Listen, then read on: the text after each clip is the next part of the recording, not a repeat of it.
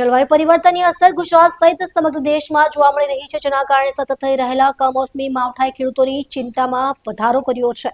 ખાસ કરીને દક્ષિણ ગુજરાતમાં ભારે નુકસાન થવાની ભીતિ સેવાઈ રહી છે.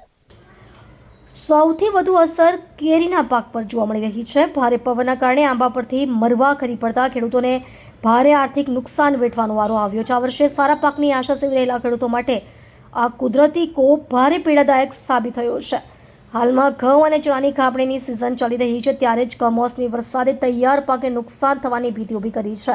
જો વરસાદ ચાલુ રહેશે તો તૈયાર પાક ખેતરોમાં જ બરબાદ થઈ જવાનો ભય છે.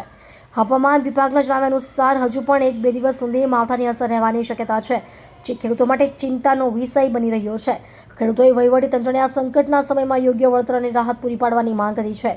કૃષિ નિષ્ણાંતોના મતે જળવાયુ પરિવર્તનના આ પડકારને પહોંચી વળવા ખેડૂતોને આધુનિક ખેતી પદ્ધતિઓ અને વૈકલ્પિક પાકો અંગે માર્ગદર્શન આપવાની જરૂર છે.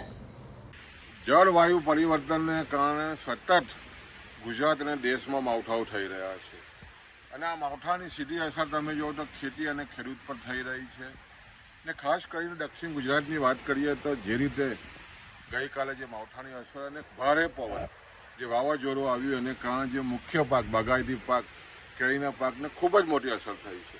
ખાસ કરીને મરવા જે છે તે ખૂબ જ મોટા પ્રમાણમાં ખરી ગયા છે અને ખેડૂતોને ભારે નુકસાન થયું છે.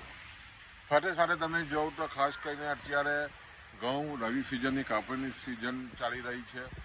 ઘઉં કાપણી થઈ રહ્યા છે, સાથે સાથે ચણાની પણ મોટા પાયે કાપણી થઈ રહી છે. અને એવા સમયે જે રીતે માવઠું થયું છે એને કારણે ખેડૂતોમાં ભારે ચિંતા પેઠી છે, અને ખાસ કરીને ખૂબ જ મોટું નુકસાન આ જે રીતે માવઠું થયું છે એને કારણે થયું છે. અને સતત જે રીતે તમે જોવો તો સતત હવે જે રીતે માવઠાઓ થઈ રહ્યા છે ઉનાળામાં, એને કારણે ખેડૂતોને ખૂબ જ કપરી સ્થિતિ થઈ છે. ત્યારે સ્વાભાવિક છે ખેડૂતોમાં ભારે ચિંતા છે.